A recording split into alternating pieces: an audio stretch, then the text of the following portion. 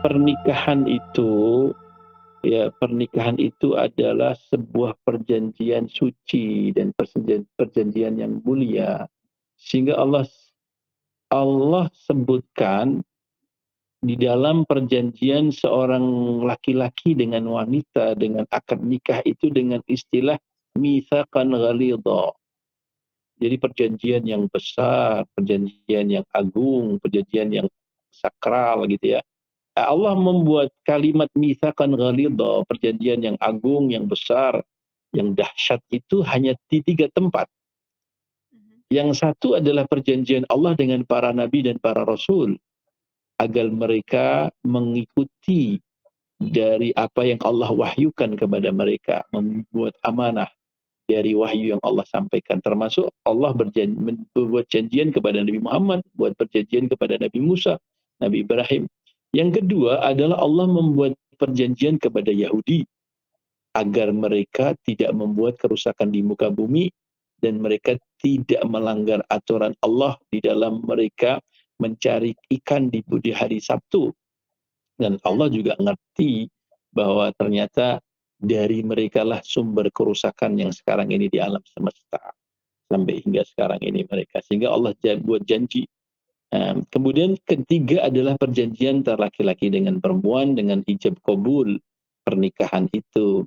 Maka kita ini kalau orang sudah nikah mestinya dia harus sadar bahwa pernikahan itu dibangun ya dengan sebuah perjanjian antara dia dengan suaminya atau suami dengan istrinya yang disaksikan Allah Ta'ala, disaksikan oleh malaikat, disaksikan oleh masyarakat termasuk kedua orang tuanya dan tokoh-tokoh yang ada di situ, maka dia harus hargai perjanjian itu dan dia harus hormati.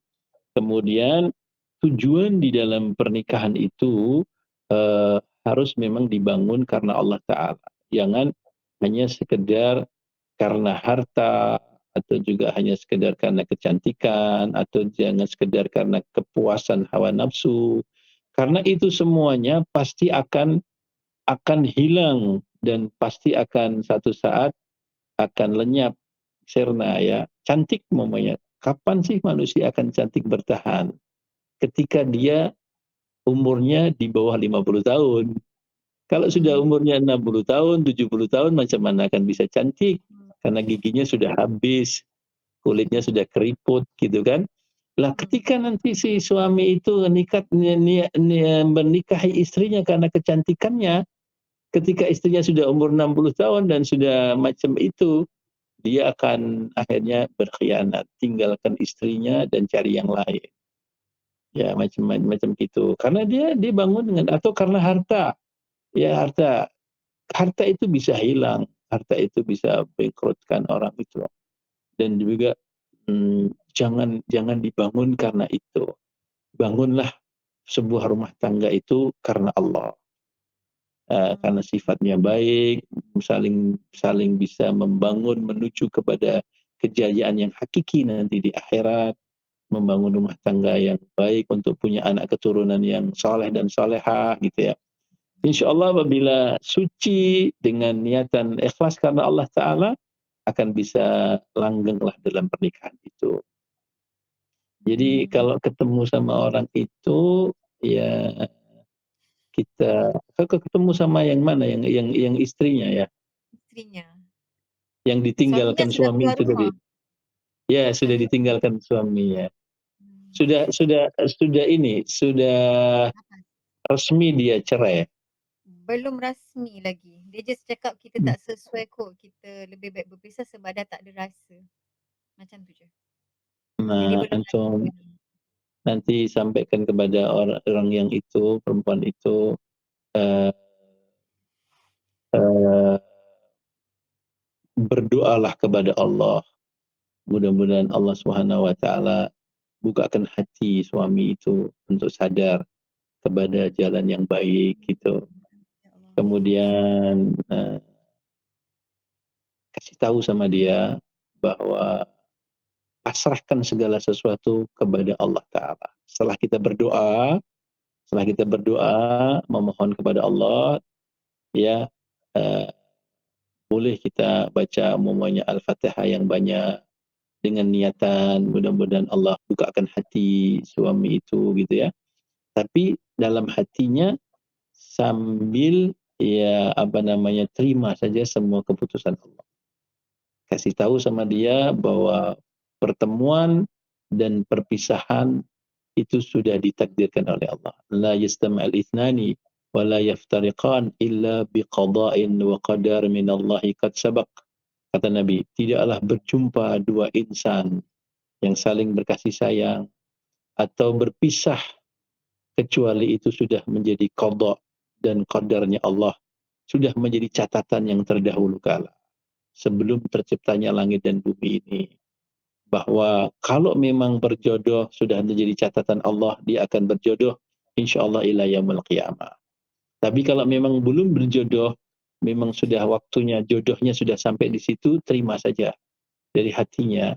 Insyaallah akan Allah akan memberikan di balik peristiwa itu ada hikmah yang besar yang dia harus yakini itu ya, husnudzon dengan Allah. Sehingga dia akan tidak larut dalam kesedihan dan kesusahannya. Bisa move on ya dalam hidupnya insyaallah gitu. InsyaAllah. Dan Jazakallah. kalau seandainya memang istri suaminya itu dan memang sudah membuat keputusan, dia sudah usaha dengan doa dan juga sudah mungkin berzikir dan baca Al-Fatihah yang banyak, kemudian terus dia berhubung dengan suaminya, tapi ternyata suaminya dia tidak tidak mau lagi untuk berhubungan sama dia atau meninggalkan sama dia, suruh membuat keputusan yang jelas. Artinya ya dibuat aja perceraian yang jelas supaya dia bisa move on. Mudah-mudahan dapat jodoh yang lebih baik dari dia. Tapi kalau digantungkan ini tidak dicerai, masih dalam status istri tapi tidak pernah didatangi, tidak pernah dikasih nafkah, tidak pernah diperhatian, tidak berperhatikan gitu kan. Istri suaminya kemana tidak jelas. Dicerai pun tidak, ya kemudian jadi istri yang jadi suami yang baik pun tidak, kan tidak jelas, namanya itu mu'allaqah, dia bergantung-gantung tidak jelas statusnya dia. Jadi kalau memang sudah pasti dalam beberapa saat waktu dia usaha memang orang itu sudah tidak lagi, ya sudah bikin status yang jelas lah supaya perempuan tadi bisa menentukan hidup yang lebih baik insyaallah. La ilaha illallah Muhammadur Rasulullah.